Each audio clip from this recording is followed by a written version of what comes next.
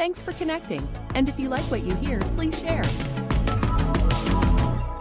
I like to laugh myself, and I like to make others laugh and smile, and I like to just, not take myself seriously. And if I can make others smile and happy and laugh at my own expense, then so be it. So I kind of started doing that, just putting out content that would hopefully put a smile on someone's face.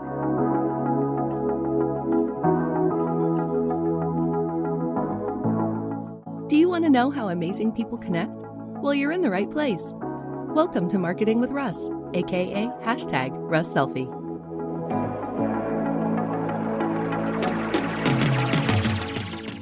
Today's episode brought to you by Southpaw's Perfect Pizza of Albany, Oregon, building the community one pizza at a time, and by Davis Home Inspections. For all your home inspection needs, call Ray at Davis Home Inspections.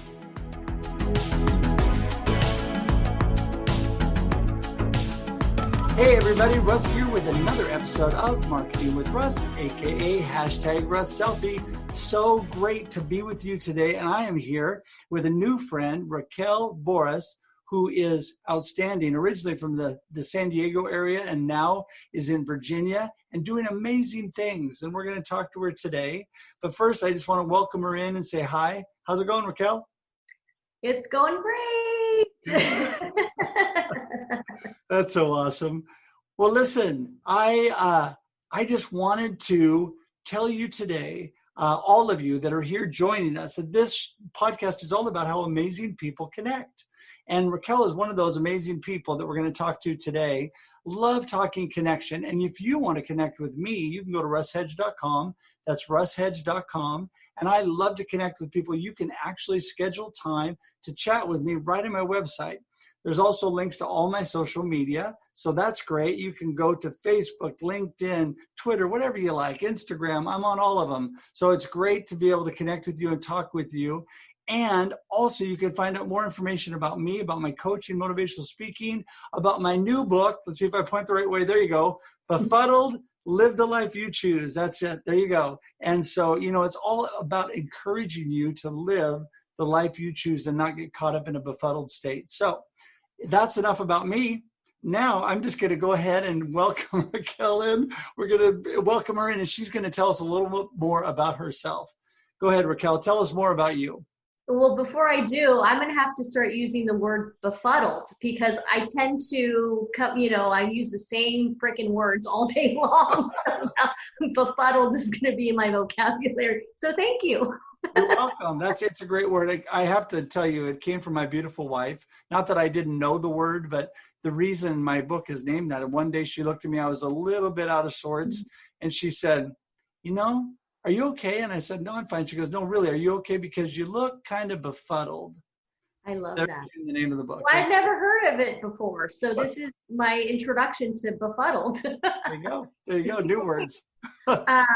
So about myself, gosh, this is always like a tricky one, because I could, go on forever. But just to kind of keep it short in the cliff notes, I started my own business earlier this year in January for personal branding. I was in the mortgage industry for a good 6 years and just kind of naturally ended up in the branding space. Decided to go out on my own because I wanted to be able to work with anybody and everybody in all industries, not just mortgage and real estate. And then, we all know, and March happens, right? I think it's March 13th, I think technically is the date that everything kind of went into shutdown mode. And so being that I was a new business and many people were not spending their money on personal branding consultants, they were just worried about how they're going to, stay in business or pay their mortgage, their rent, and so forth. I decided to kind of take a different approach. I was already online. I was already present on LinkedIn. So I thought, you know what? I like to laugh myself, and I like to make others laugh and smile. And I like to just, not take myself seriously. And if I could make others smile and happy and laugh at my own expense, then so be it. So I kind of started doing that, just putting out content that would hopefully put a smile on someone's face, because there was so much doom and gloom. And then I just started naturally kind of giving tips on personal branding too, kind of giving some free advice out there and free education. And it just kind of took this crazy turn where now I started a YouTube channel a couple weeks ago where I'm talking to our youth, because I realize they're the ones that are really being impacted. Not that adults aren't, but I don't think we know the extent of how this is going to affect the younger generations, being that not only are we in a pandemic, but social media in general. Already social media was having an impact on them, on their mental health. And so I just realized that I want to help them. I want to do whatever I can to just kind of give them a voice and feel like they're worthy and they're being heard. And I think as a society, we tend to help those that are already kind of gone, in the sense of like, they already experienced the trauma, or they've already kind of, are adults now. And it's like, why can't we try to do something good while they're children so that it doesn't get to that point, right? Not having to help them after the fact. That's so interesting, because you and I talked more about that. And I think that is so important. I mean, I told you that my wife is in elementary education. Yeah. And so seeing how that kids are interacting with the way things are now, it's really critical, I think, to be able to reach out to the kids. Tell us a little bit more about what you're doing there. So I thought, okay, well, what can I do that's different? And what can I do that's the opposite of like TikTok and Instagram? I mean, we know with TikTok and Instagram Reels and, and the other platforms, it's everything's kind of, the music, the dancing, it's, it's like they start feeling competition of like, I have to do a video that goes viral, or I have to one up the previous video that I did. So there's a lot of pressure just in the content that kids put out, right? So just imagine adults, we feel pressure about our content. Like kids, they're putting out content too. And there's a lot of pressure there, because there are some kids making some kadash with their videos going viral on TikTok. So I thought, okay, I want to do something completely opposite. So I thought, all right, why don't I just have simple conversations with kids? Just unscripted, no editing, no music in the background, no dancing around, just a simple like, hey, so what are you into? What kind of show are you watching? How do you feel about what's going on right now? And just keep it basic, back to the basics. There's something to be said about the basics, right? And so that's what I'm doing. And I'm hoping that this channel attracts not only other kids to kind of feel like they can relate with other kids, but parents. Maybe they'll get on the channel and want to get some kind of insight as to what kids are thinking.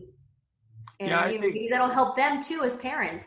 Yeah, no, exactly. I think it can be super beneficial both ways, because I think a lot of times adults are so busy and doing things, they don't really know what the kids are thinking. And with an unscripted place to really be authentic and vulnerable and talk with somebody, I think that you will be able to get to what the kids are really thinking. And there is a lot of that.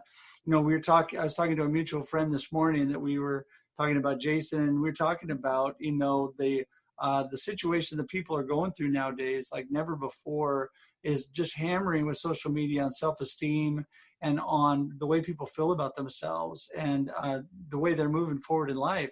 So I think when you're a kid is the time to really get your act together. Yeah. And to move forward. Not everybody was blessed to have, great parents and all those kind of things moving out, into the adult world. So it's important, I think, to have somebody like you. Yeah, and I love it because all the conversations that I've had so far with these kids, they have wanted to come back on and have more conversations. So then that just goes to show me that it's needed. One of the girls, Natasha, she's 12. When we last spoke, she was telling me that I had to watch The Mandalorian because she's obsessed with it. So I am almost finished with season 2. And she and I have a scheduled call for Thursday for the channel, and we're going to talk about The Mandalorian. But I love that she's texting me. She's so excited that I'm, listening to what she had to recommend. I mean, for a 12-year-old to recommend a show to an adult and the adult actually watch it and enjoy it, I'm sure even for her, she probably feels really good about herself, and she probably feels like, wow, this is great. Like I have someone that's actually watching something that I'm enjoying and enjoying it as well. So that it just goes to show that it's definitely needed. And I love it. Every conversation that I have is completely different, and it's totally random. I mean, I've talked about video games, about cats, drawing, video consoles, you name it. So whatever, it keeps me up to speed as to what they're, talking about these days. Yeah, whatever's on their mind. Well, see, that's what makes it so interesting, I think, because it's really authentically what's coming from them. And the fact that you're engaging them, I think that today they, look at engagement like clicking or writing something in social media or online, where they need face-to-face engagement. They need real people that care, somebody who cares and wants to engage and shows value and caring about what they care about. Like you said, I mean, it's a big deal. Yeah, so I love it. And even Jason, one of the other kids, he just had his bar mitzvah. And so I had sent him an audio message wishing him good luck before. And it was cute because his dad texted me, was like, Jason just told me you sent him an audio message, and he was so excited, and he loved it, and he can't wait to talk to you again. And that's what I would love to happen, is for me to have like lifelong friendships with these kids. I mean, who's to say that down the road, I can attend one of their weddings, or I don't know, you just never know. But that's how I'm coming at it. I'm not coming at it at just having a one-time conversation and then just forgetting about that child. No, I want it to be a lifelong relationship. Well, yeah, you have a real caring heart. I can tell that already. I mean, we've only been able to chat a couple times, and I can tell, how much you care and what heartfelt when you're talking about these things, that you really mean it. I mean, you want to engage these kids and make things better for them. Yeah, I mean, I'm a child at heart. And even, I have a 19 and 16-year-old, and I get so excited even with my 16-year-old. She was so cute because I had brought her lunch at my ex's today, and she's not very affectionate, but she came up to me and gave me a kiss because she knows that there are moments that I need that from her, that, she knows she's 16 and that's not what really she needs, but she knows that I do. And I guess she could sense it in that moment. So she came up to me, gave me a kiss on the cheek, and she's like, Mom, your skin's so soft, because I just showered and moisturized. And she's like, I need to give you a kiss again. I'm like, so she gives me a kiss again. And she's like, I'm going to come over tonight and stay the night. And I'm like, really? And I got really excited because tomorrow we're supposed to have a snowstorm, like 80%, like our first snowstorm.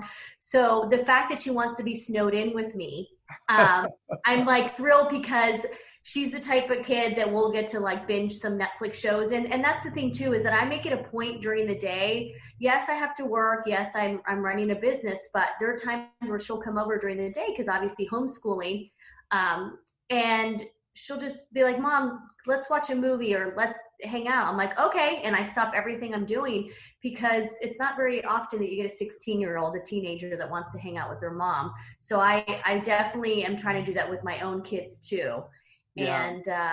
And it seems to be working, where my daughter is very open with me, and she'll come to me with any kind of problems she has. Even her friends, they'll come over, and it's cute because she'll be on the phone with them FaceTiming, and there'll be some drama happening. And she's like, hey, I'm here with my mom. Do I need to go upstairs? They're like, no, your mom's fine. Like, I love that they don't mind that I'm listening, because a lot of times too, I'll chime in and I'll give them a little bit of insight. Like, hey ladies, I'm 45, been there, done that. It still happens as an adult, all the cattiness and the drama. Let me give you a little bit of, advice. And they'll listen to it and they'll take it. And and as a parent, like, that's really all you can ask for, right? Is that your kids trust you, right? That in that moment of real need, they come to you. I think that's all we want as a parent. It's so important. It's so important that everything starts at home. I mean, I'm a huge family man, have a beautiful wife of 33 years, 2 great adult children. My kids are a little bit older. I have a 30-year-old and a 27-year-old. And and a great daughter-in-law now, which is awesome. But no, it's so great. And when you start with your family and you have that great base, then you can build out from there. But you have to, right? Because I think we tend to get a lot of people that are out there doing things and promoting things, but they're not practicing it themselves. Right. Behind closed doors. And I'd be a super hypocrite if I'm out there trying to empower kids and make them feel really good about themselves and feel loved and that I'm not doing that for my own kids. Right. Yeah, that just wouldn't be very cool. No, and people are watching too. I mean, the people are watching you more than they're listening. And that's what's so important, is to live what you believe and live what you're saying. So, hey, we're going to have to do a part 2 on this, because I'm so sorry. I'm a talker. I warn everybody. I was like... No, it's all good. Put the two of us together, we can talk for hours. So it's all good. But we are done for today. But I wanted to say, people that want to contact you to find out more about your personal branding, about your new live show with the kids, how do they get in touch with Raquel?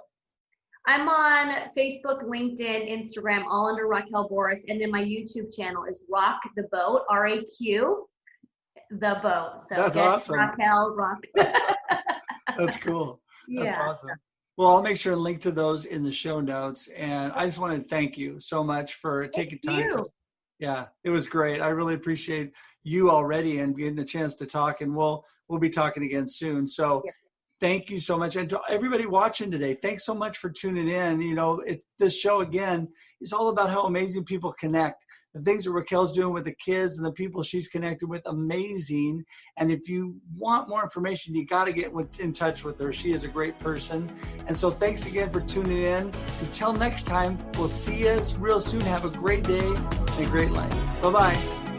Thanks for joining us for this week's episode of Marketing with Russ, aka #RussSelfie. Be sure to subscribe in your favorite podcast app so that you don't miss a single episode. Have an amazing day.